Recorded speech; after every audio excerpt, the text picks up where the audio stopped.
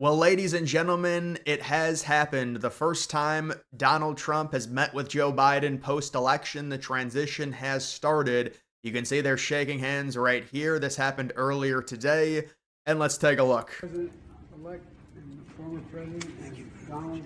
Isn't that great? And looking forward to having like we said, a smooth transition. Do everything we can to make sure you're accommodated, what you need. And we're going to get a chance to talk about some of that today. So Good. Welcome Thank you back. very much. And, thank you very much. And politics is tough, and it's in many cases not a very nice world, but it is a nice world today, and I appreciate it very much. A transition that's so smooth, it'll be as smooth as it can get. And I very much appreciate it. It's just funny thinking about the 2021, the 2020 transition. Thank you all. Look at the smile. Wait for the smile. The smile from Biden. It's just two 80-year-old men with a bunch of rabid reporters like screaming. Remember what Biden said yesterday? I just saw that again. They asked Biden a question and he told the reporter, he's like, imagine if you got hit in the head by that camera or something behind you or something. I mean, he's just saying random things at this point. It is funny. But Biden and Trump meet there. So there is that. Here's Biden and Trump.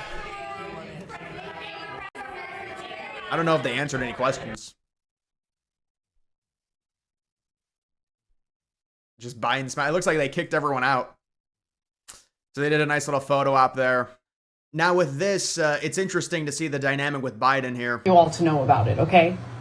So we found out over the weekend, thanks to Nancy Pelosi's interview with the New York Times on their podcast, The Daily, that the plan was to get Biden to, step down from the re-election bid. Right. And so this goes back to the June 27th debate where Biden was terrible. They immediately pressured Biden to step down. There were internal polls, and this has come out post-election. There were internal polls that had Biden losing with Trump getting over 400 electoral votes and winning New Jersey and New Mexico. And they ended up leaking those to the public because they wanted to pressure Biden to force him out. Now, the dynamic of it all is they stopped funding Biden. So the numbers might have been worse than the actual result if Biden would have stayed in, because he would have gotten money if he would have stayed in. But a lot of the donors didn't give Biden any money. He was basically running a campaign by himself with Jill Hunter and their the rest of their administration. But I mean, at a certain point, it was Jill and Hunter who convinced Joe to stay in. And he started doing all those interviews with like Lester Holt and everyone like that. And Nancy Pelosi, she already admitted it. Apparently, she also admitted it in another interview. But even right after it happened, she said, yeah, we gave, at a certain point, we pressured Biden into doing it. He didn't want to do it. He was forced to do it because the Democratic Party was done with him and they didn't think he could win. But Biden, it was not by it's not like he wanted to do this. He was forced into it. And so what happened is right after Biden dropped out, 15 minutes later, he put out that letter on the Sunday afternoon, like 1 o'clock, real weird thing. But that's what he did. 15 minutes later, he immediately endorses Kamala. And apparently many top Democrats did not expect that to happen. And Obama thought that he wouldn't endorse anyone and they would have an open convention in DC. And Obama wanted that because he likes the power. And all the top Democrats wanted that. Pelosi, Hakeem Jeffries, Schumer, they all wanted it to be open. Remember, they didn't like Kamala. She had a -15 approval rating. At certain points, she had a worse approval rating than Biden. They said she was weighing down Biden when Biden was doing badly in the polls in the early spring against Trump. And then Biden had a run up and then the debate happens and then he falls all the way back down. And that's when he ended up being forced to drop out. But they were forced into Kamala because Biden endorsed Kamala. Now you might be saying, well, couldn't they just disregard Biden's endorsement? Well, he still is the president. If you do that, you've got a split party. You kind of have to back it, whatever the endorsement is from Biden, because Biden still knew he had power. And so the idea is that he wanted to stick it to the Democratic establishment and say, no, you're not going to win. This is like the starting quarterback getting benched and then hoping the backup fails. This is just the human thing. And you can see Biden, he's looking all happy. He's talking better now. And there is the narrative from Republicans that Biden just straight up does not like Kamala. It's already come out that Jill does not like Kamala at all. That's been a thing for months now. And they wanted to have a chance to run for re-election, even with how old and decrepit Biden is. And he didn't get that chance. And he knew that they were going to have an open convention. And this is the speculation. he didn't want to give the Democrats the chance to do that. So he immediately, with the last power that he had, endorsed Kamala, which forced all the other Democrats. Remember, it took like Obama a day and a half, and they released their endorsement like 5 a.m. Obama, Barack, and Michelle on X. It was like really strange. Whereas like they called her and stuff, but it was like a day and a half later because they didn't want it to happen. Obama apparently wanted Mark Kelly to get it or someone else. So this is all interesting stuff, but it just goes to show, it's like the narrative that Biden really doesn't like Harris, and there's more of it there.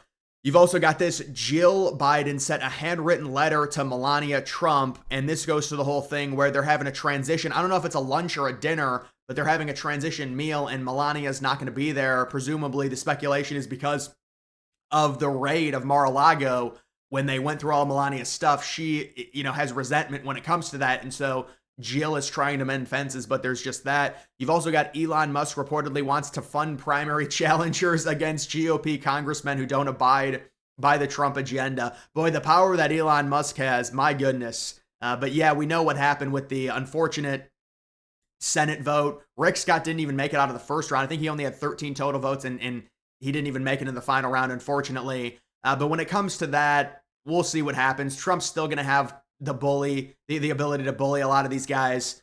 And I think a lot of this stuff's going to get passed anyways, but it is disappointing. You wanted Rick Scott there to make things move seamlessly as the majority Senate leader. It is not great. And then you've also got this. And so, listen, Trump won. I don't really want to harp on this too much, but I do want to explain why the dynamic of this is really strange. You've got breaking. Wisconsin Senate candidate Eric Hovde just revealed his opponent won nearly 99% of a large ballot dump at 4 a.m. in Milwaukee.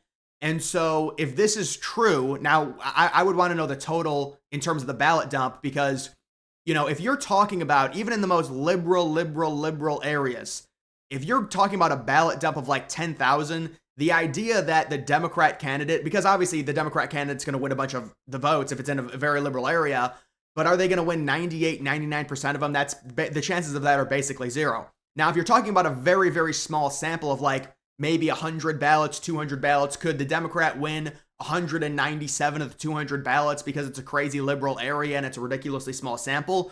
Yes, that's possible. But if what he's saying is correct, where they dumped like 10, 20, 30,000, or I don't know, possibly even more, and that the Democrat wins 99% of them, that's basically impossible. Now, listen, I don't know what it is. I mean, you see the graph and how it goes, and we remember back in 2020. I'm not going to sit here and try and investigate through this, but I'm just saying the idea, the way that the ballot dynamics work, there's no way that if you're dumping in really any area, let alone even it's Milwaukee's liberal, but even, if you're dumping 10,000 ballots from Milwaukee, if Hovde is performing terribly, he's still getting 10 to 15% of the vote. It's one or the other. We have two choices here in the United States. It's very abnormal if you're dumping 20, 30,000 ballots and 99% of them are going to the Democrat. That seems very surprising. But listen, that's all I wanted to say on that. It's just the way that the ballots were dumped. And this is what we saw. And this is one of the things that people are like, whoa, wait a second.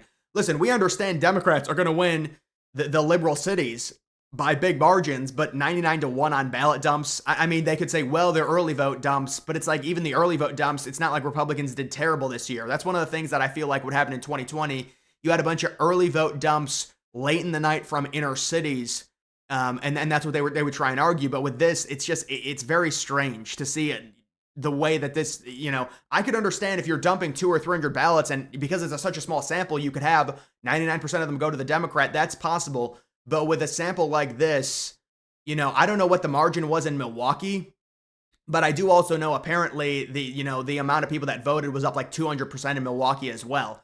But I'm not going to say anything. Trump won. It's fine. We would have liked to have gotten this seat, but you'll take 53 seats in the Senate. It's just the way that works is very, very strange. But either way, guys, that is going to do it for this video. Make sure you follow me on X. Link to that's always in the description.